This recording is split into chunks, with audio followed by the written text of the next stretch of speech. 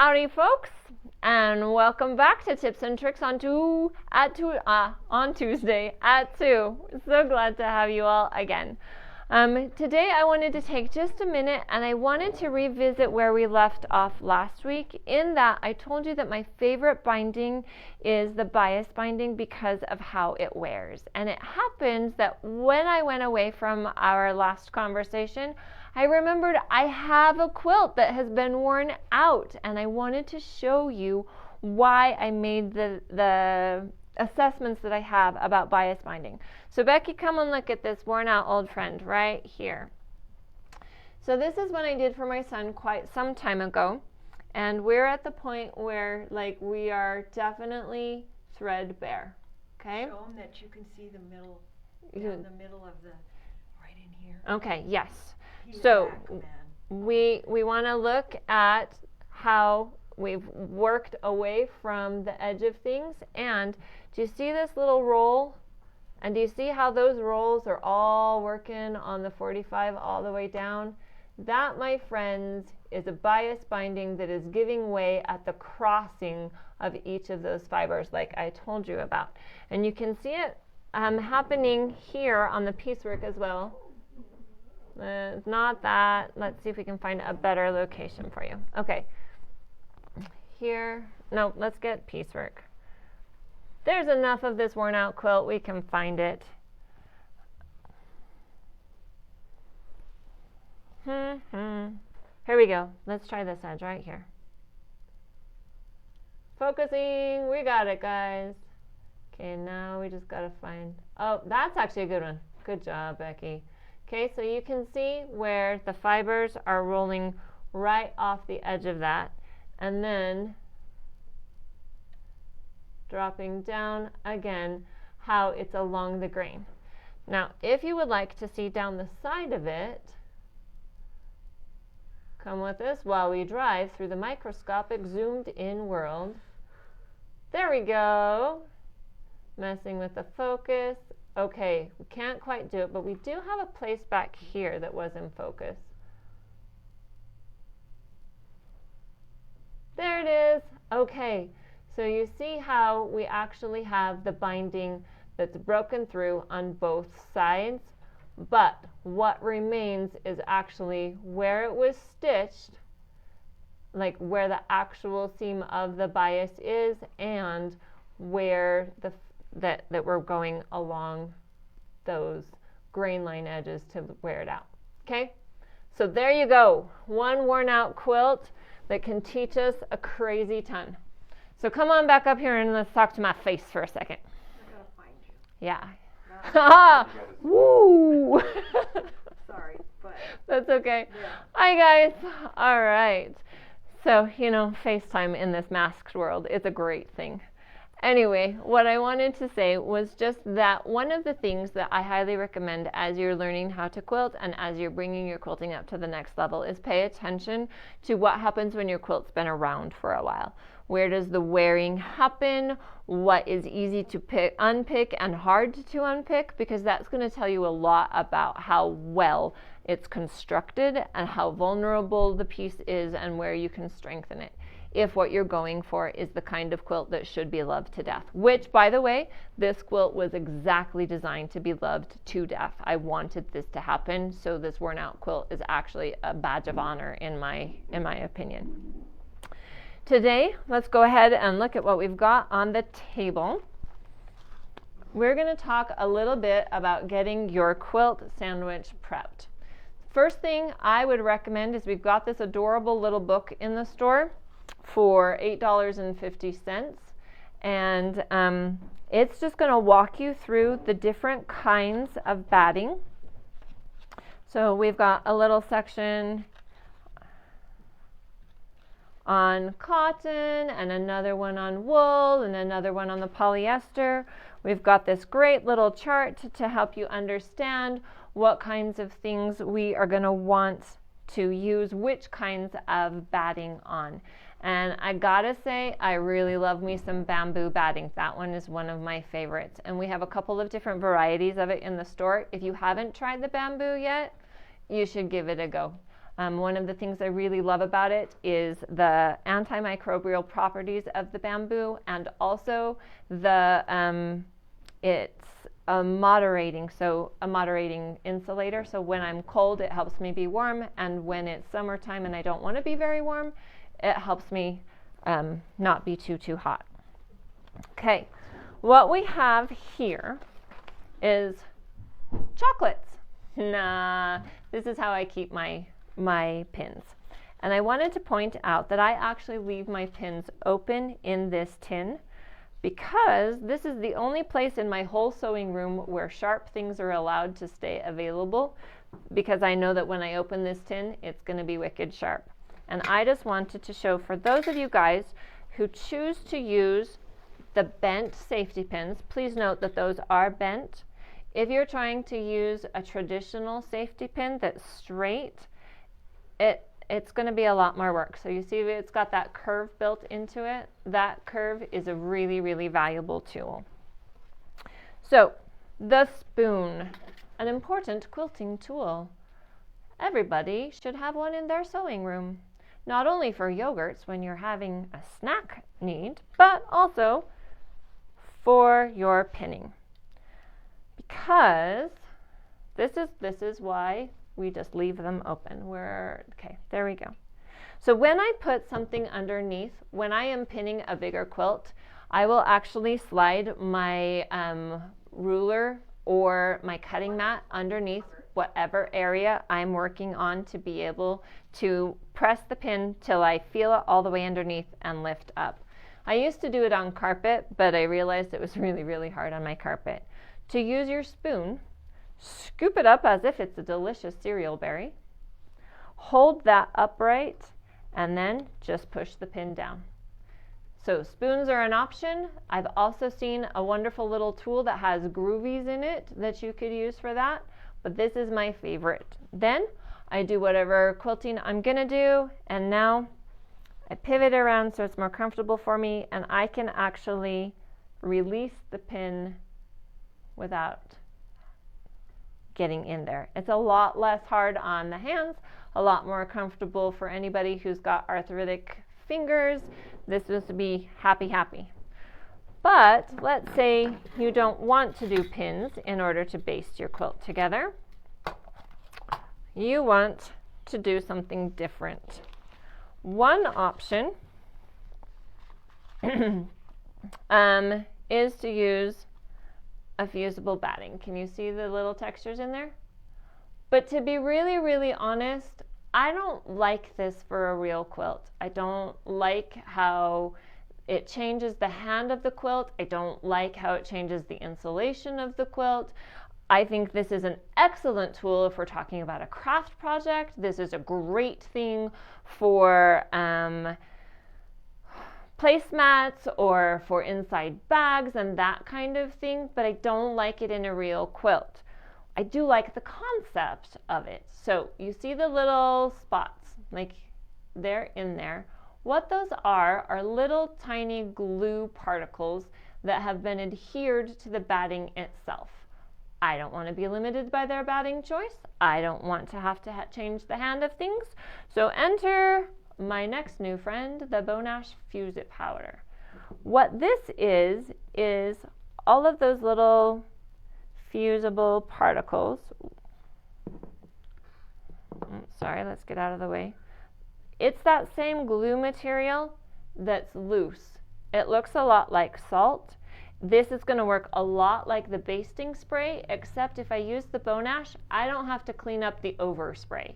And I don't have to try to figure out where those sticky particles went, because if I overflow with this, a broom or a vacuum, I am done and good. How do we use this? Okay.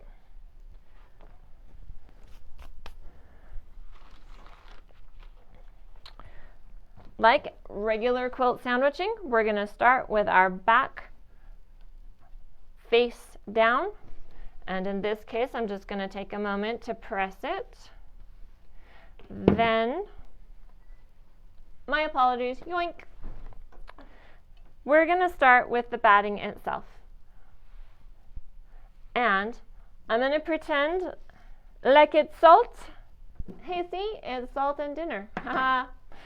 Okay, so I'm going to give myself a soft little sprinkle, which is going to come out now. There we go. Okay, I'm going to sprinkle it like it's dinner. And I can see it, but I'm confident the camera is not going to pick it up. And so I'm going to lay my backing fabric down. And then Teflon sheets. The starter pack of the Bonash comes with the Teflon sheets, and then we have a refill package too. Don't try it without the Teflon sheets, or like me, you will have a toasted quilt. Yes, I toasted my quilt. Yes, I changed the colors of it. Yes, it worked out okay, and I only cried a little bit.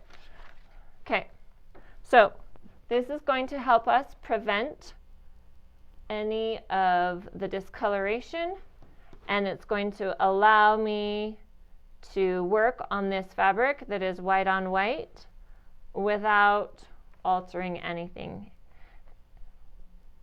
And we're just going to do a really slow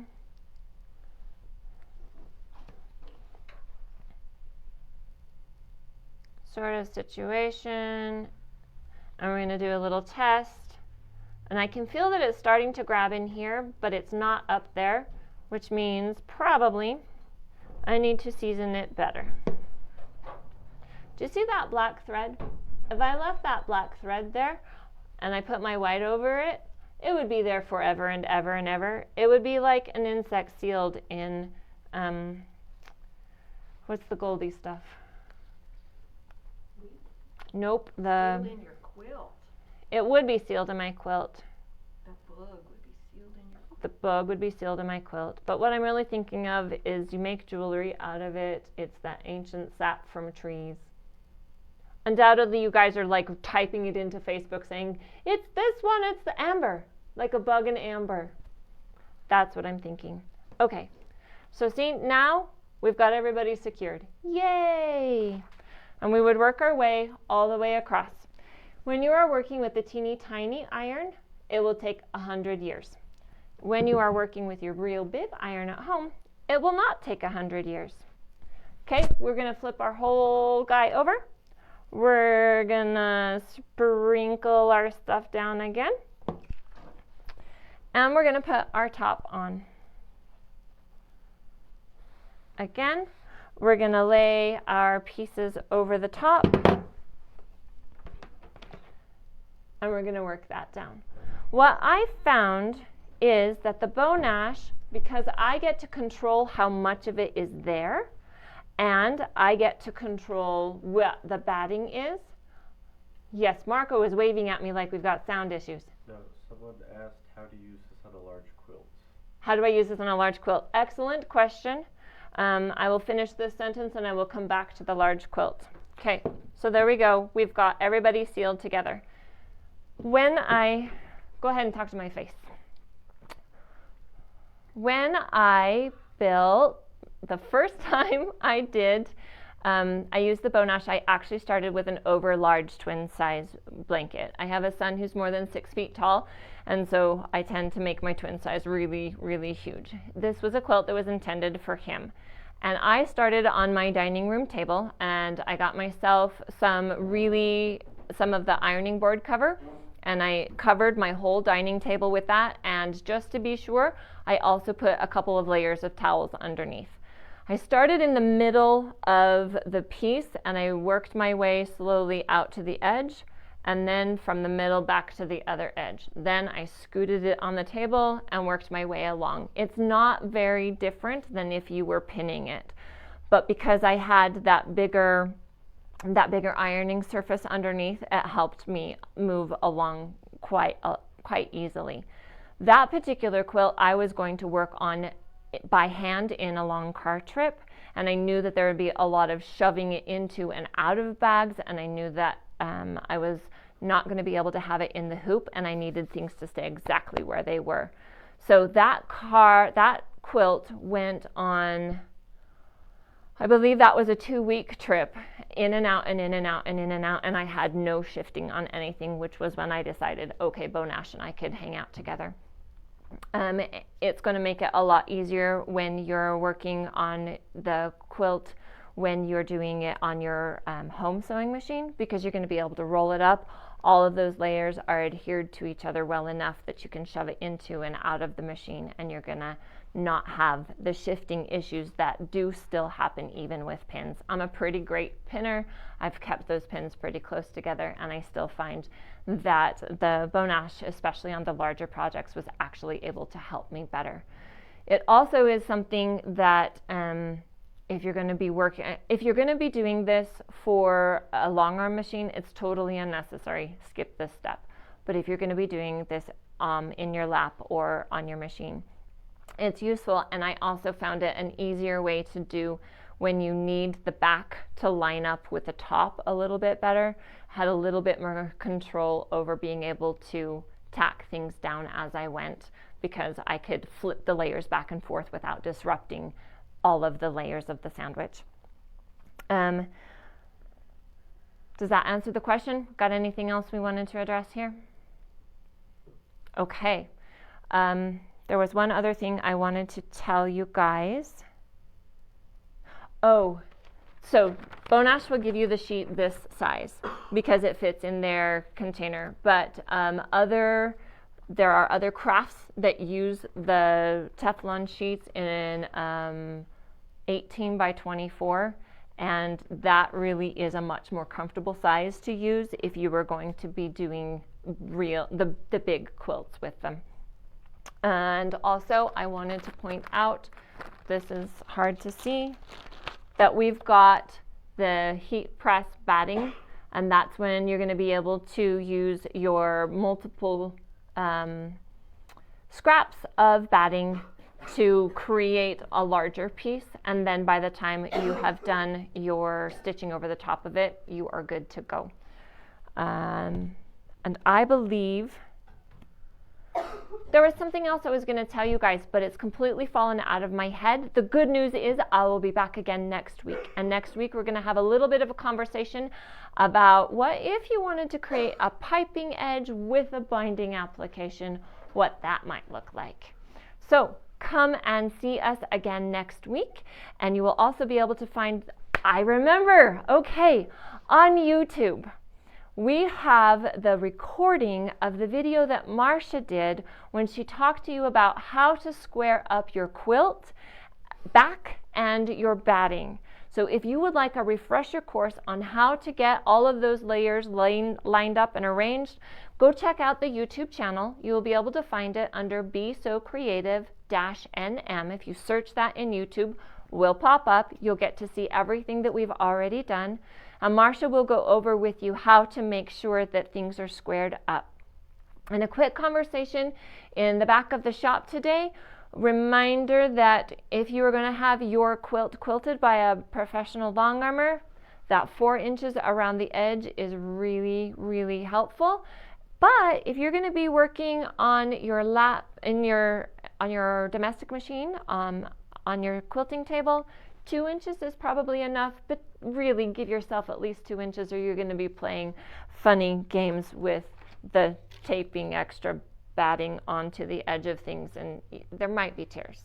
There might be. Anyway, we will see you all next time. Thank you so much for tuning in. Go check out the YouTube channel for any of the sessions that you've missed before. Bye, guys.